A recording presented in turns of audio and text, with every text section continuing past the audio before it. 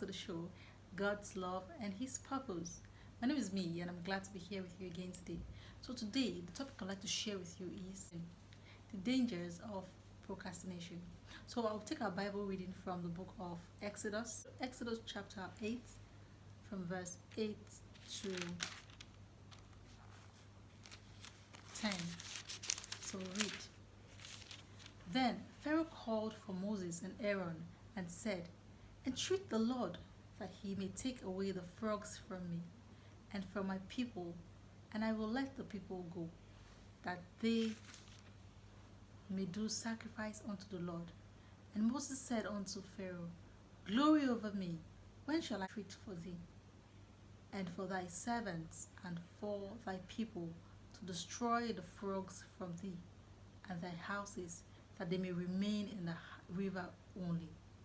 And he said, "Tomorrow." And he said, "Be it according to thy word, that thou mayest know that there is none like unto the Lord our God." So the part of the Bible that I just read is Exodus chapter 8, verse 8 to 10. We see the king of Egypt, Pharaoh, talking with Moses. Moses, the Lord's servant, that God has asked to bring the people of Israel out of Egypt. So we see here Pharaoh talking with Moses that he should entreat the Lord for him, ask from God to let the frogs leave the land, because it was so disturbing. The frogs were everywhere, in their ears, on their tables, on their chairs, on their beds.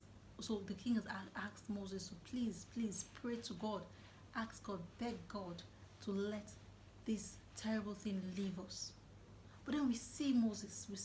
Moses comes to Pharaoh and asks Pharaoh that, when should I do this? When should I do this? Because this thing is so bad. This thing is something that you cannot live with. And then we see Pharaoh talking to Moses and saying to him, "Tomorrow." Now, what would have been wrong for Pharaoh to say, "Right away, now, let the frogs leave me now. Let them go. I don't want the frogs anymore"? But you see Pharaoh procrastinating and saying, "Tomorrow, let the frogs go tomorrow." Pharaoh did not let the people go. His heart was not in a place where he would agree to say, "Yes, I'm done with this. Let the people go, so that so that I can be free from this plague," until he had lost his first son with the first sons of all the people in Egypt and their animals. And then he decided to let the people go at the point where it was too late. That is what procrastination can do to the life of a person. Pharaoh consistently procrastinated something that he should have done to save him all the consequences that God was going to set before him. He should have just agreed to let the people go and say, "Okay, yes, I'm done with this, let the people go." But we see Pharaoh constantly procrastinating. At the end of the day, we see that the whole land of Egypt was destroyed, and Pharaoh himself was destroyed at last because he procrastinated. Procrastination simply means that you leave off something that you ought to do now, or you leave it for some time in the future. Even when you know that there is going to be their consequences, you still leave that thing till sometime in the future, and you don't do anything about it. As Christians and as children of God, God doesn't want us to have this kind of attitude. The Bible says in the book of James 4:17, the Bible says, "Therefore, to him that knoweth to do good and doeth it not, to him it is sin." If you know that you need to do this thing because it's something good, and you do not do it, you leave it for another time, you leave it for some time in the future, the Bible calls that sin. God doesn't want us to be people who procrastinate. God doesn't want us to be people who would leave up something that is going to be beneficial to you or to someone else, that thing, and you leave it up for tomorrow. God doesn't want us to be people like that.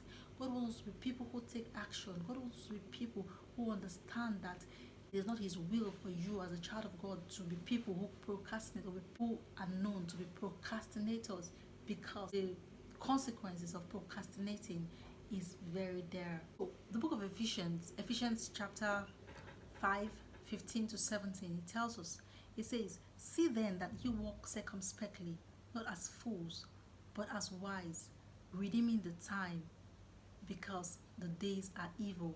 You see the Bible telling us that we should walk circumspectly. We should try as much as we can to redeem the time. So today is a day God has given you the grace to wake up today. The first thing you have to think about, what good should I do today? And then the next thing you need to think about is, what good have I left off from yesterday that I should do today? We have to do these things. Why? Because you don't have all the time in the world. The Bible says that because the days are evil, you don't have all the time in the world. And because, God has allotted to every man a particular time and a particular season. There's time for everything. You don't leave the good that you ought to do today tomorrow, because you do not know whether you're going to have the time. So it is just okay as a child of God to make sure that we do not allow ourselves to be procrastinators. We do not allow procrastination to ruin our lives or to ruin the lives of the people that are around us. The Bible says in the book of John 9:4, I must walk the works of him that sent me while it is day. The night cometh when no man can walk. See, in the book of John 9:4, the Bible says that I must walk the work of he that sent me while it is day, because the night cometh when no man can see. So when God created you, when God created everyone on earth, there are times that he has allotted to every single person. The morning time of your life, the afternoon time of your life, and the evening time of your life. Then there's the night time of your life. So the things that you ought to do in the morning, the things that you ought to do in the afternoon season of your life, the things that you ought to do in the evening season of your life, do not leave it until the night season of your life when you cannot see. There will be times in your life where your health may not permit you to do those things. Your physical strength may not permit you to do those things, or your age may not permit you to do those things. So do not leave the things that you ought to do now for those times. Do the thing you need to do now, right now, so that you will not face the consequences of a person who procrastinates. You will benefit from someone who does the good that you ought to do now, right now. So if you look at the life of Pharaoh, you will see how much lives he destroyed because he procrastinated. See how much waste, or how much possession he wasted just because he was not the person who is given to acting right now. He was the person who procrastinated, and therefore you see how much destruction he brought upon himself and his people. An entire nation was destroyed because of his tendency to procrastinate. So we should not be a people like Pharaoh. We should not be people who procrastinate, because procrastinators are people at the end of the day that will waste their lives, that will waste the lives of the people around them. They will waste their possessions, they will waste the time that God has given them. No, we should not be people like that as Christians. We should be people who are known to be people who take action.